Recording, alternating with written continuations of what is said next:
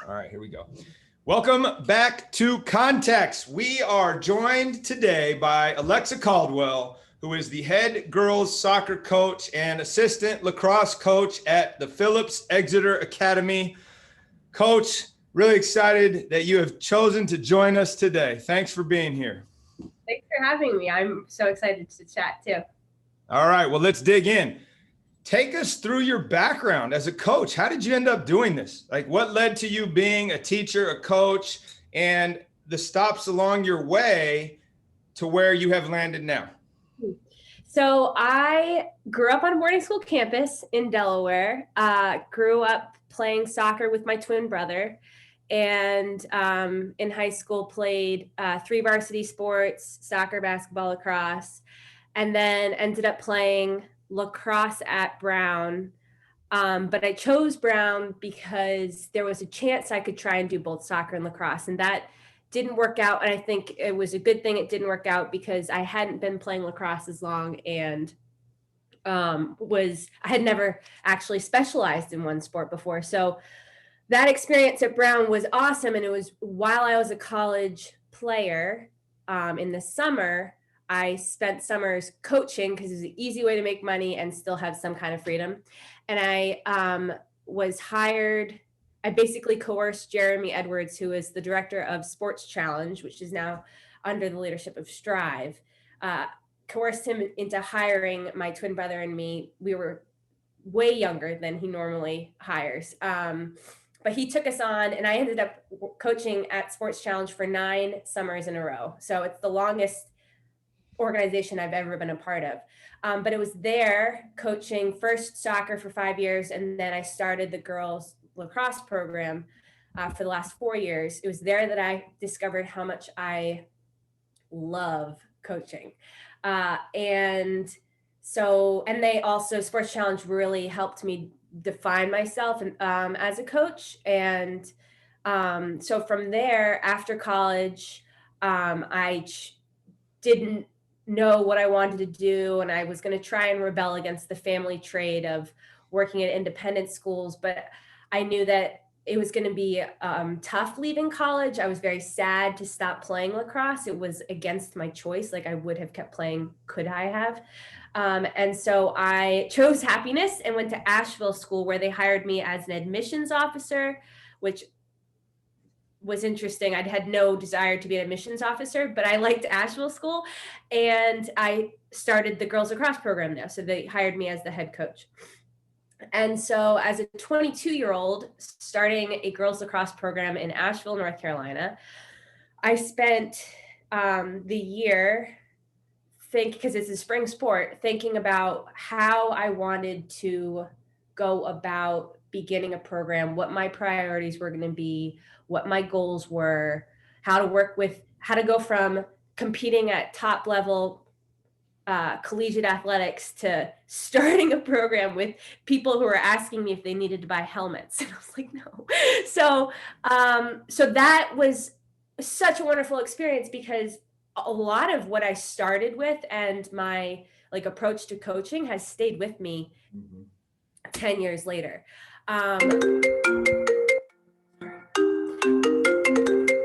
But I also We'll edit that out. Thanks. But I also was assistant to the boys varsity soccer program in the fall, and then I started my own lacrosse program in the spring. And so that was basically the launch pad for me. I've been in varying positions, assistant or head coach in both soccer and lacrosse for the next, here I am 10 years later. 10 years later. Fabulous story. You get to start at 22 years old, come down here, be an admissions officer, which you have no idea about. And by the way, start us a new program because you happen to play high-level college lacrosse. So obviously you are perfectly positioned to do this. So that is a perfect segue into what I want to know next is, you got an opportunity to be the assistant boys coach, which in itself in this profession is pretty much an outlier where women have the opportunity to coach men. So I'm going to come back to that later, but using that as a springboard to prepare for your own start in this, what did you realize right away as you began to start this program, other than girls don't need helmets, and you got to make sure you clarify that for those kids, that you still needed to figure out? So I was so forceful in this messaging. But I wanted to be very clear that every time they were going to touch a stick, they were going to get better. And that is because they had a lot of room to get better. But that's something that I've continued with, even with my girls varsity soccer team. We're not going to just dilly-dally around. I'm very efficient with my time. And my expectation is that everything we're doing has a purpose and is going to make us a better both individually and as a team. And so the three kind of goals I had in my head, I would think about this on my runs, like preparing for this spring season. But I was like, okay, so goal number one, to be the best team we can be. Like, how can we do that? And the two ways to do that is for individuals to push themselves to be the best players they can individually be. And then also to be the best teammate they can be. And so it's a both and. So when I'm coaching girls, this comes out more with girls than boys. And we don't really need to get into why I see this, and this is a generalization. But I try and get girls to be selfish and selfless. I really want them to do both because both are important. And I found that for me as an athlete, when I was training over the summer and pushing myself to get faster, get stronger, I was doing it for myself and for my team. It wasn't just both would win in that situation. So everything that we do throughout practice, the goal is to not just get better, and we have to define what better is for that player. Better might be communicating more, or it might be literally moving faster, or it might be making better decisions with the ball, keeping possession. So they have to define better for themselves, but I want them to be thinking about how to just use the time that we have in the most productive way, so that we can improve individually and as a team. And as you had that plan, right, you had that three-pronged approach for what you wanted to focus on. What were the things that jumped out at you that forced you to reevaluate that plan or to add things that you hadn't considered to help move them along quicker, that as you've moved from, I'm going to say job to job, even though that's not right, but sport to sport, role to role, different schools, you've realized you're starting to grab some of these pieces. Okay, in addition to my core values, these are the other things that are super important as you're building team. Yeah. So you always need to explain not just what we're going to do, but how and why. And I, as an athlete, was incredibly frustrated by many of my coaches I've had over the years, where they're just like, work harder. I'm like, what does that even mean? Like, yes, I will run harder, but is that exactly what you mean? And so when I'm explaining something, it could be a drill or it could be a skill. It's not just explaining it, but telling them how and why. Sometimes I'll ask them, like, why do we need to do this? My players at this point know that, like, when we're running, when we're doing extra fitness, it's not to just do it. It's so that we don't have to do extra fitness at the end of practice. Like, we need to be in good enough shape so that we can have tough drills that have a lot of running in them, and we're working hard enough to then not have to add extra. So it's from skills to fitness, everything we do, it's how and why also. And I don't know what, girls sports in the United States has improved a lot since I started playing, but I didn't have many coaches who actually explained like how to hold a lacrosse stick, like with detail. A lot of modeling, but not a lot of really fine-tuned explanation, which I think happens in the boys' game, and it happens in more evolved sports. Like basketball is very specific with the teaching of skills and how to do something. I didn't have that very much growing up, and so that's something that I try to do and bring to my teams.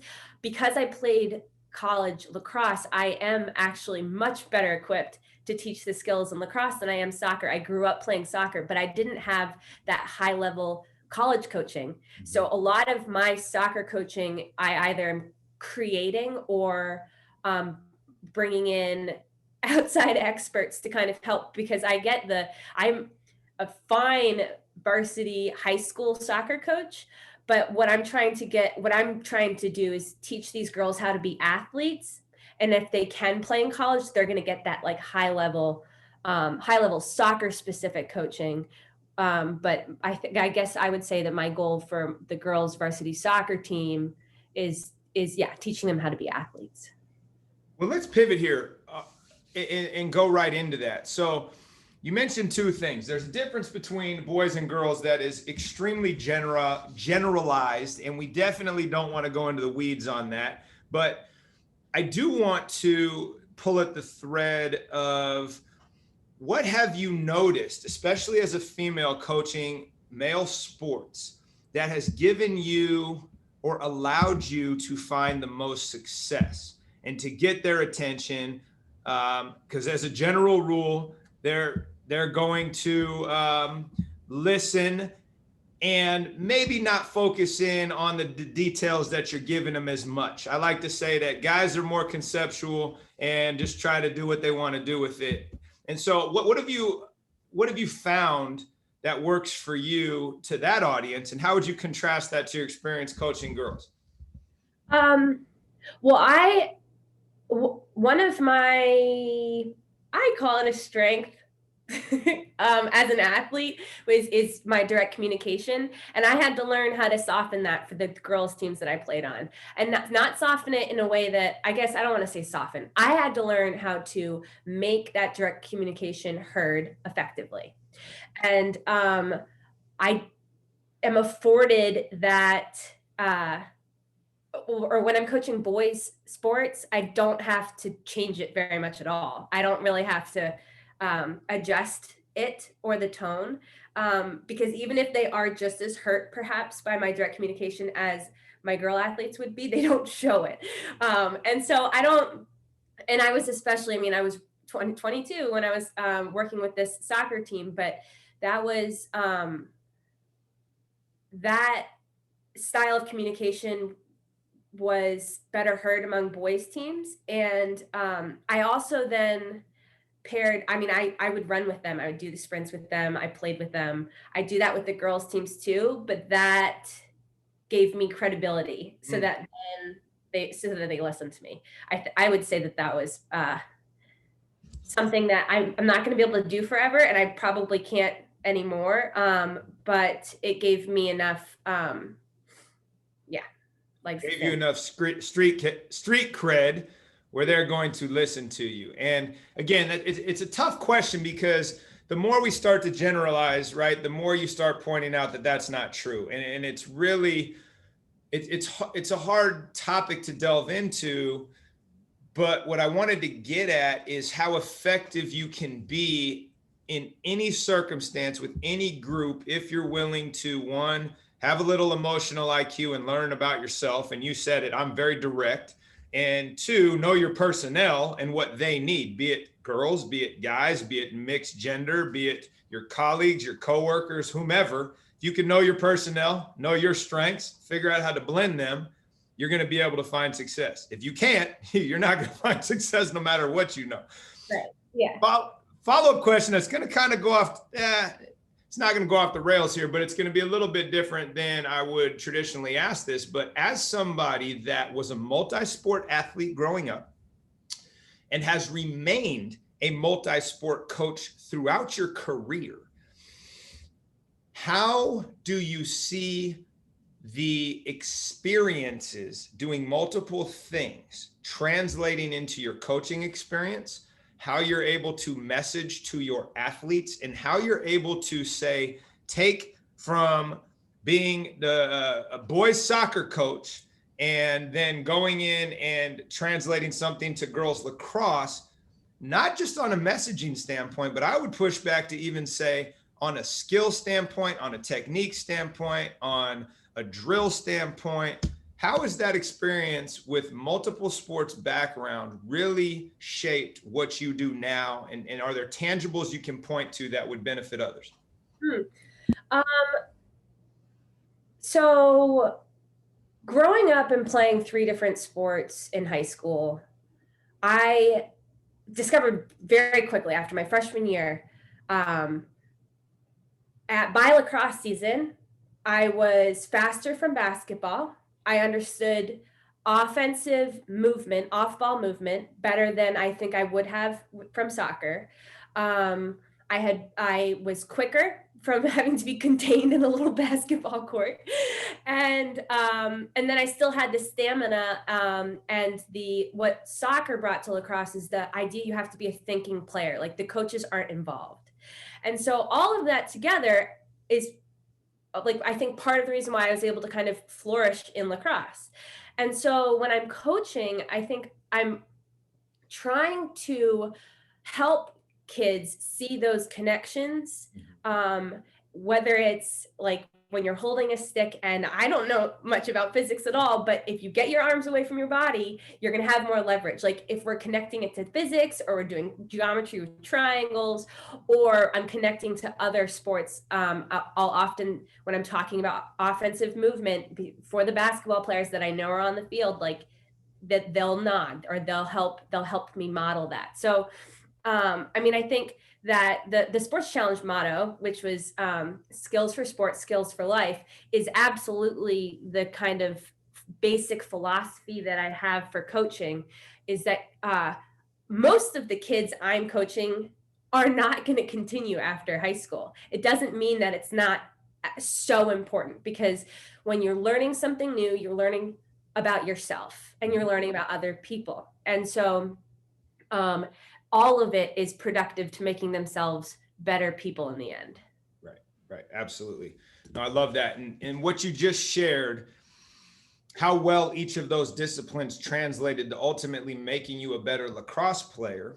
And you played Division I lacrosse at an elite level. I'm going to ask you a controversial question now. How then, as a coach, would you message and or push back to what I call the youth sports industrial complex's messaging and push to encourage young student athletes to specialize in sport? Well, I mean, ask this question, and I don't think it's controversial. I don't think that I understand why people think specialization is the only way for them to get to college sports. I'm so jaded on the idea that playing at a low-level club is going to get you to, like, you have to play at the right high-level club teams in order to get seen still. It's so elitist that I just think it's taking so much money and time away from people. A lot of these kids get to college and are burned out, or don't remember what, or just have been going through the motions. It's just, I want kids to play sports because they love it. And I think a lot of the messaging that we get from club sports is they feel like they have to do it, or it's just something that they do in order to be considered an athlete. And that just makes me sad. I don't think it should be that way. I understand why it is. And I understand that people think that is the way to get to college athletics. But I also don't think college athletics is for everybody. And I know I can say that because I played. So like, yeah, people are like, okay, Caldwell, whatever. But it isn't. It takes enormous dedication and work, and you have to love that work, and you have to love that time. And I think that people feel like they should want that. They feel like, well, why else am I playing except to play at the highest level possible? And that's true. But I am constantly trying to give the kids the message that they're playing to be better people. I guess I've already said that, but they're playing to make themselves better people and to learn more about themselves. And I'm trying to, I think if there's any quality that I hope my players to have at the end of a season is I hope that they can be more confident about themselves. I'm very aware of my confidence. Like, it's something I don't know. My parents are like, we don't know where this came from. Like, we don't know where you got this confidence. But I think about it too. Like, how can I help instill confidence into players? How can I empower them to believe in themselves? And sports does that. And you don't have to play college sports in order to get that lesson. No, I 100% agree. And how we message athletics here is that you're learning to be part of something bigger than yourself, and you are learning leadership and followership. And the more sports you play, the different your roles will be, which then is going to prepare you for life in whatever role you are asked to undertake, right? You might be the star on one team and the end of the bench guy on another team, and you still have to star in your role just like you do as a professional. Bringing this back to more focused pieces about your experience, what is the best thing you do in your program? And by that, I mean something that you've developed over time, maybe something you've stolen from somebody that's had a really big impact that you take with you, whether it's the boys soccer team, the girls lacrosse team, whatever they ask you to coach next year. But what's the best thing you do that has the largest ripple effect on your culture? I think that my communication with the kids about what we're doing, what our goals are, and why is so specific. Mm-hmm. And actually, because this is where, listening to Amira Salzman, this is where I'm like, this is a difference between high school and college. Every season, the team I have, completely different. Like, even 3/4 of the kids could be returning. Still a totally different year. And so every year we redefine exactly what the goals are going to be for that season based on the people who I have there. Mm-hmm. There are some consistencies across the season. Like, the kids know that we're going to play outside, even if it's raining, unless I have been told by someone higher up that I cannot hold practice. So there are some things where the girls' varsity soccer program, like, knows Caldwell's going to have practice. Mm-hmm. And I think that they have learned to take pride in that. And that makes me happy, because I think one of the goals for across all teams is to enjoy working hard.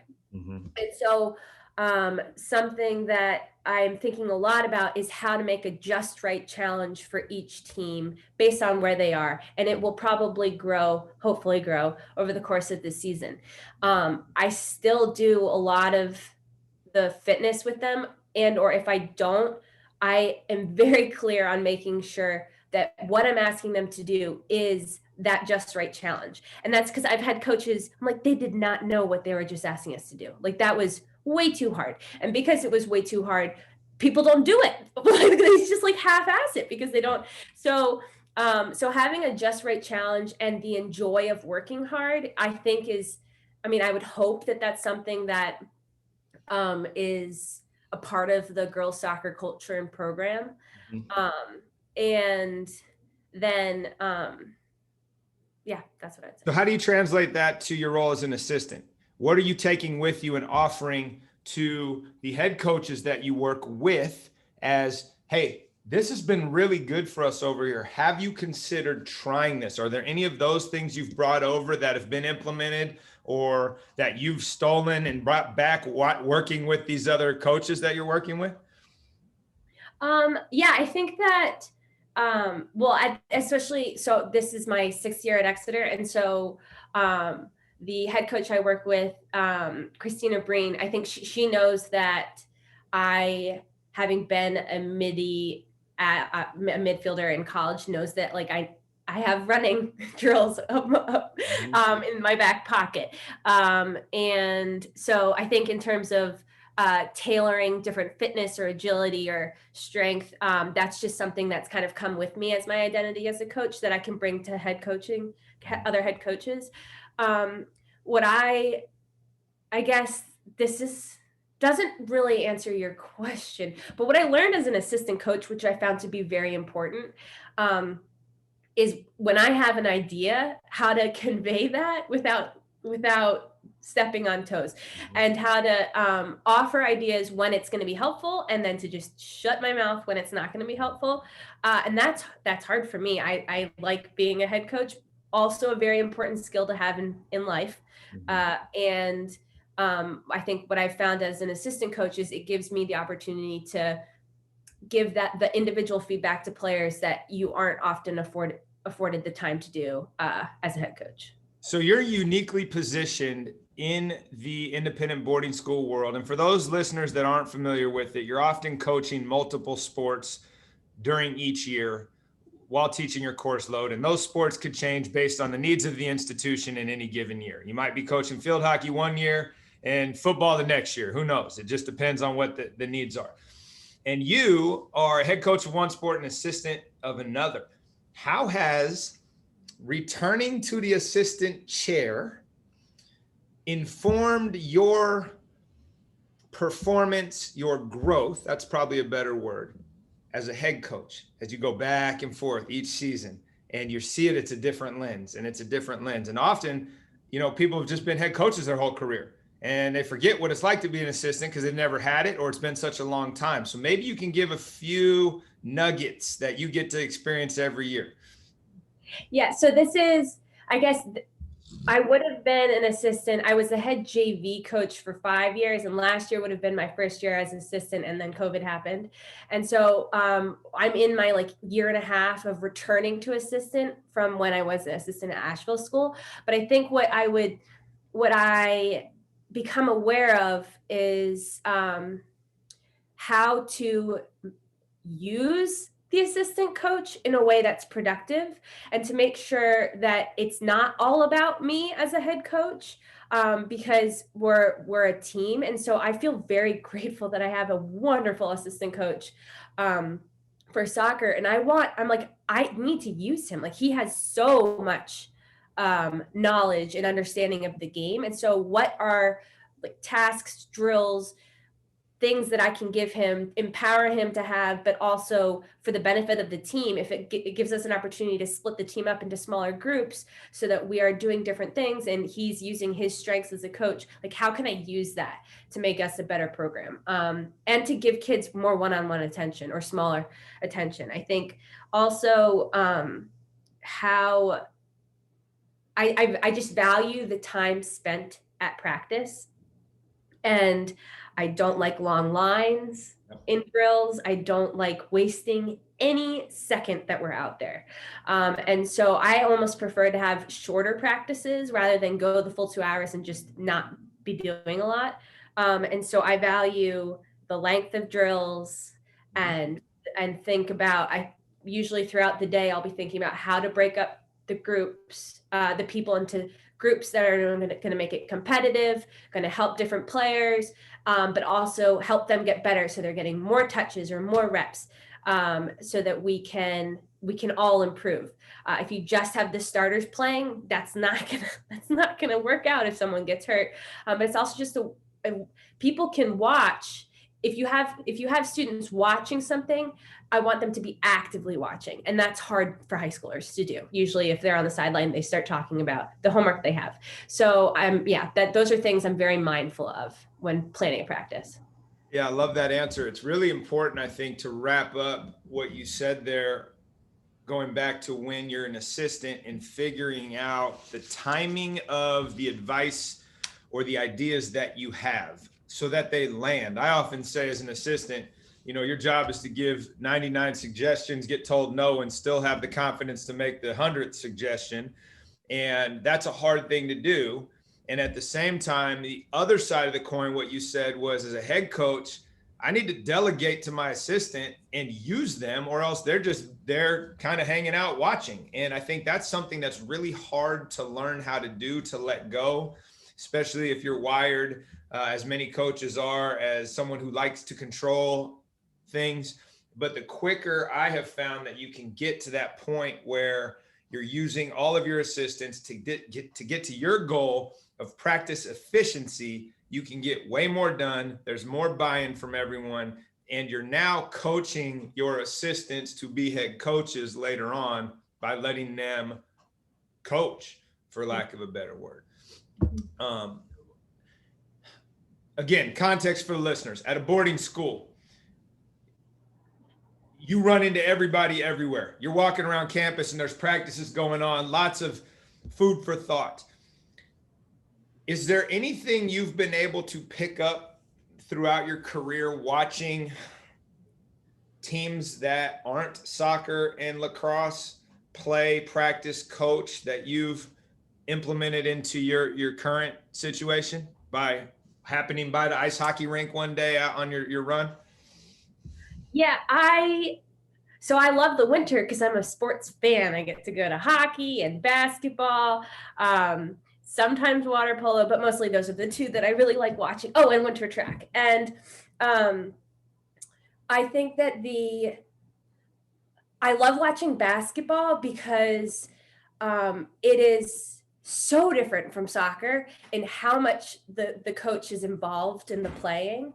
Unlike soccer, where it's kind of like, see you at halftime, at least for the whole team, the basketball coach is literally right there, feet away. And I'm fascinated by that because, one, I don't know if I would want everyone to hear what I'm saying on the sidelines the way you can for basketball coaches, but I love how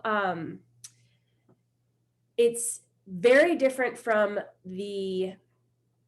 my approach to coaching, which is I want the kids to figure out for themselves what to do. I want them to learn how to analyze and evaluate and adjust in a game. I don't want to have to be the one to tell them that. And I will help them with that process. But basketball is completely the opposite. They're running systems. They have practiced these systems, many different systems. I don't even, I don't know the extent of it. And so I like watching it because I'm wondering like how to bring that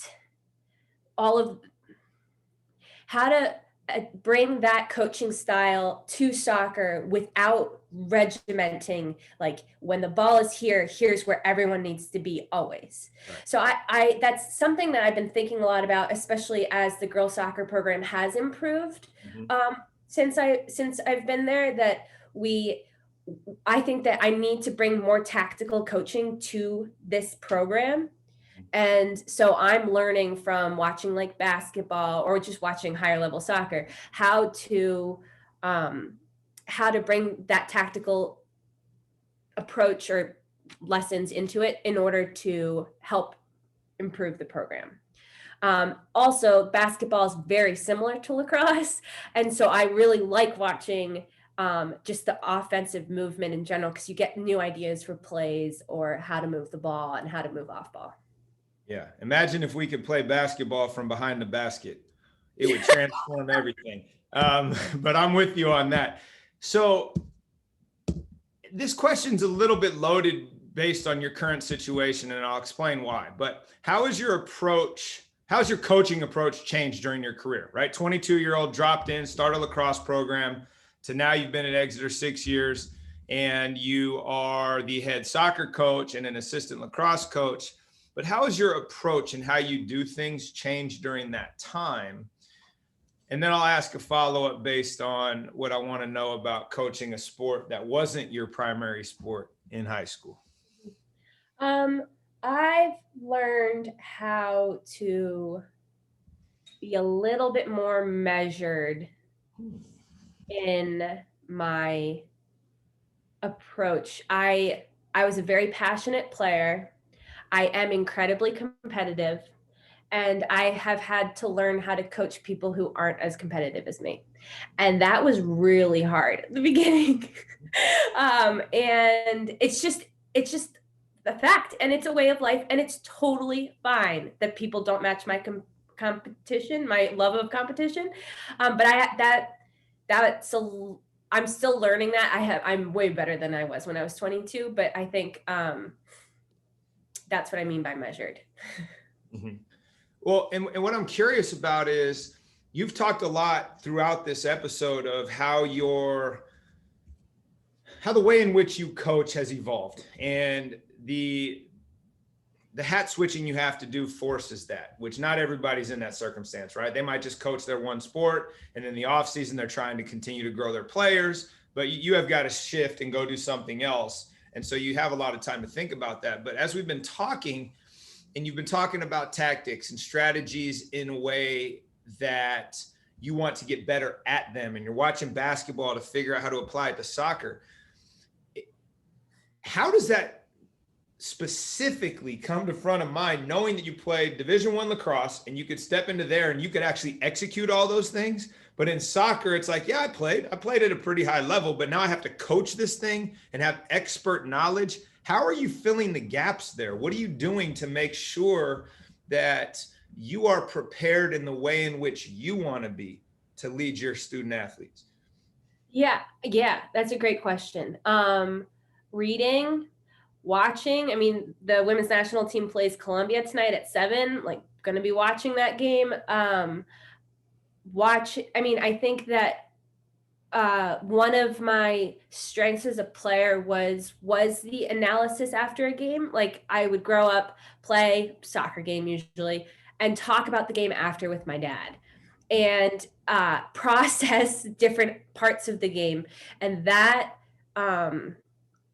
allowed me to practice that kind of a conversation that I can now have with my players, and we can watch film together and talk about what we're seeing. Mm-hmm. Just like with my history class, I don't know all the history of everything, but I can find the answer, or I can ask them questions so that they can take ownership for that learning. And so with high school sports, I'm teaching them how to, because my goal is to teach them how to take ownership for their learning. Mm-hmm. I don't have to know everything. I can put them in situations where they are going to improve in their decision-making or their communication, or they're going to get faster or stronger, or we're going to work on just pure technical skills of passing at a far distance with pace. Like, I can put them in those situations. I can explain how to do it. I'll have one of my better players demo it. Sometimes I'll demo, but I try to not do that anymore. That's something that's changed. I don't need to demo. This isn't about me. It's about them. So that's something that's changed from 22-year-old Alexa. I can give them the tools, and my hope is that they will take those tools and apply it to themselves and take ownership for their learning process. Yeah, I like that. And I think when you're forced into that situation, as we are as teachers sometimes, especially in schools like ours, where, oh, hey, by the way, you need to teach this section this year. And it's like, time out. I don't have a background in that. Well, figure it out. You'll be fine. And being able to acknowledge what you just said is really important. I don't know, but I can find out, or you can find out, and we'll learn together. As a 22-year-old, that was probably impossible for you, just from a security standpoint, like it was for me, right? I don't want to acknowledge I called someone by the wrong name, or I didn't know their name. And now I'm 45 and a kid will ask me a question. I don't know. Like, let's go find out. Way more confident, right? And secure. So in that, as sports are a metaphor for life in regards to you fall on your face and you got to get right back up because the ball's going the other way. You don't have time to curl up in a ball and cry about it. You're failing constantly. You're getting reps at fail your way to success. Are there failures you've had along the way that have stuck with you that have really helped form who you are as a coach and a leader?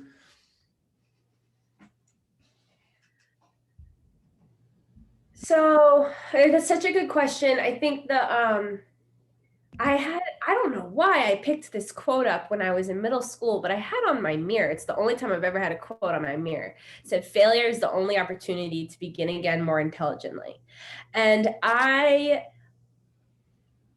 firmly believe that. And so I have a hard time answering that, because for me, all failures are learning opportunities. And so I can't think of myself as failing in a way that would be so bad that it was like, oh my gosh, I need to rethink things, because it's like, well, great, this is an opportunity to reconsider what we need to work on. I can think of a loss where I was like, we were playing a team.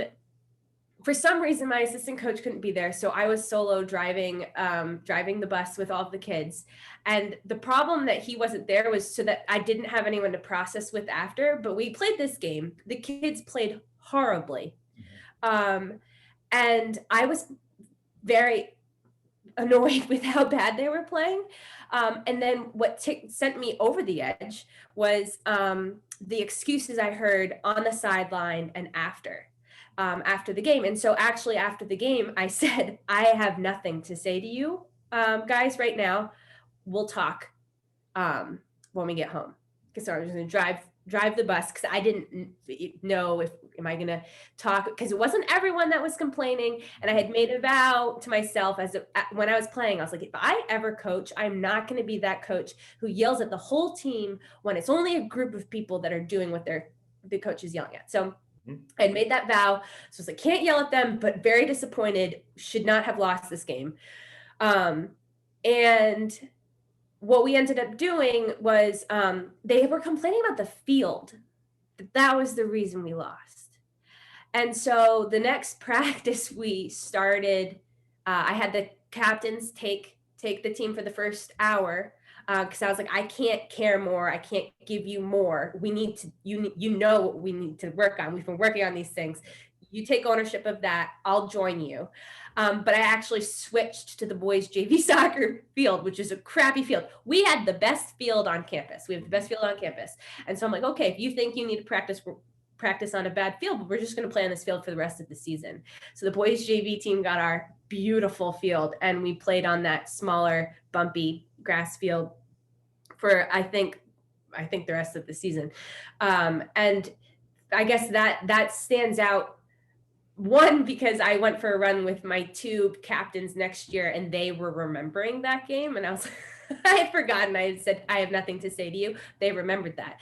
But that sticks out as just a kind of perfect example of how failure is just an opportunity to begin again more intelligently.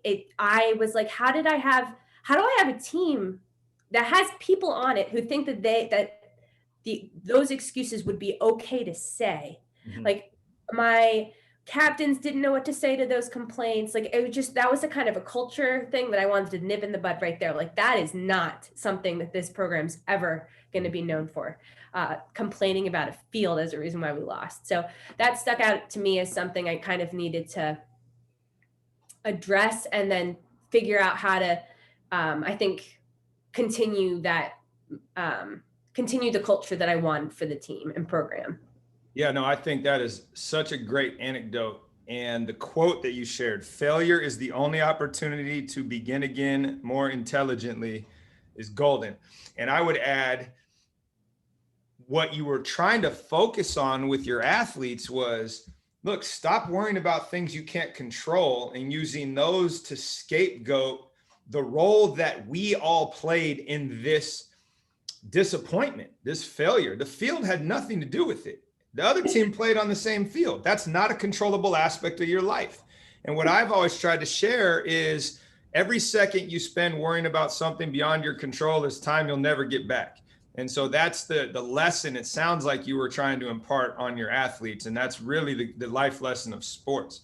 I have two more questions for you. They can be quick hitters or they can be longer answers, either way, but these are more targeted. So as you think about being an educator, being in the classroom, having students challenge what you say because it's age appropriate, and because maybe as 17-year-olds, they think they have all the answers, but it forces us to reflect on what we believe, right? Or when I'm in the faculty room talking to a colleague and they say something that's the opposite of my opinion, I have to rewire and think about some things. What have you most recently changed your mind on from a coaching standpoint?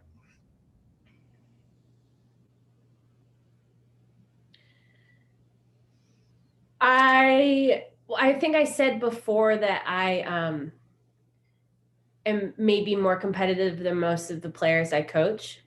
Mm-hmm. And so what I don't know if I've changed my mind, but what I need to remind myself is exactly what we were just talking about, that a loss, which I hate losing, is so informative and so important.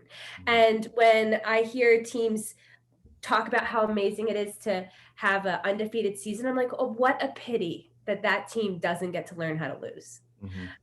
And so, I mean, it's really awesome and exciting, but also that is probably one of the most important lessons of sports. And so I guess what I've changed my mind on, like, while I have always believed, I guess, as to look at loss for exactly the learning that it does, as long as the team is playing to the potential that they are. And I know that, and like I knew that as a player, but that's something I need to kind of constantly evaluate and remind myself of when I'm coaching, of the benefits of losing, as long as the team is playing to the potential that they have and can. And they have, again, someone with enough emotional intelligence to facilitate reflection on the lessons that can be learned through that loss, or through that missed shot, or through their failure, right? That's where you learn, right? You learn a lot more through the failures than you do through the success. And from rebounding from that. So I guess what I try to also model is, the kids know how competitive I am. Here we are Monday, positive, happy, like, what are we going to do about it? And so that's the continuation of that lesson. After a disappointing loss, what are we going to take away from this, and what are we going to leave? And we're going to leave a lot. We're going to leave 7/8, and we're going to take away 1/8 that's like going to be the important focus for the next week of practice. But you have to be able to let it go. And I was frustrated by that playing. And I grew up playing boys soccer, and I was just like, look at these guys. I'm like, yeah, that stunk, but like, why are we going to mope about it for the rest of the day? Like, that doesn't do anything. I mean, I've had to give myself pep talks of like, snap out of it, but it's still, that's emotion. That's emotional energy that's not serving anybody. So, Not yeah. Not at all. Okay, last question. If you were starting over today as that 22-year-old coming in to build a program at the Asheville School in North Carolina, what would you do differently, and what piece of advice would you give your younger self?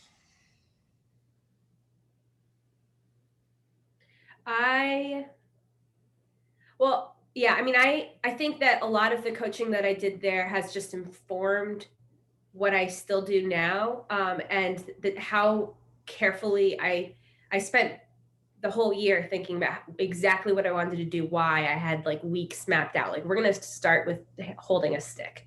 We're going to start very small and not push to the next step until we had mastered that first step, or at least well enough.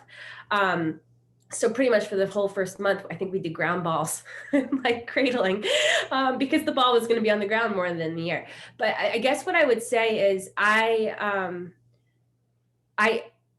had a hard time letting go of my career at the same time that I was beginning my coaching career.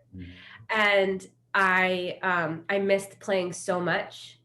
And I think I would temper how much I would participate in the practices, because there are times when it is so helpful for me to play or join the drill or model it, and there are times when it's so unnecessary, and it was ego boosting for me, or just kind of because I wanted to shoot, and that's helpful. And so I think I don't think I might be being a little critical of myself. I don't know if I was as bad as I remember, but I think I would say it's not necessary, and you're going to be okay. Coaching is going to become the passion that was playing. And the kids don't need to see you do that in order to get that credibility. Like, I didn't need to do that. So that's what It's a really good answer. Really good answer. I like that. How to quickly separate from being a player to a coach and what's the value of inserting yourself into the practice as a player versus a coach. And then the other thing I thought, it may go under the radar, so I want to point it out right before we end here, is your comment that you spent a month working on ground balls because the ball was going to be on the ground more than in the air based on the level of your team. And I don't know that in 25 years of doing this, I've ever thought, okay, what's the level of my team and what's the low-hanging fruit in regards to how this is going to be played based on the level of my team, and let me train that to help us move the needle. So I think we're going to end with that because it's a really provocative question for all coaches to think about the level of your team and what that's going to do to the model of the game you have in your head and the reality of how it's going to be competed based on their skill set. So that's a hell of a contribution. So thanks for being here today, Coach. Really fun to catch up and talk, and looking forward to continuing this relationship in the future. Thanks, Justin. This was a lot of fun.